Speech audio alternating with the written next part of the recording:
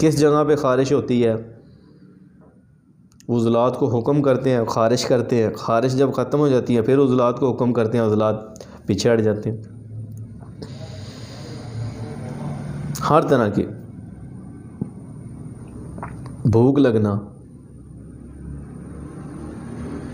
Washroom का पता लगता है कि पेशाब जो है वो आने लगा, हाजत होने लगी है, मुकम्मल हो जाती है फिर पता लगता है। और हर तरह की जो हरकत है, ज़ाहिरी है, बातनी है,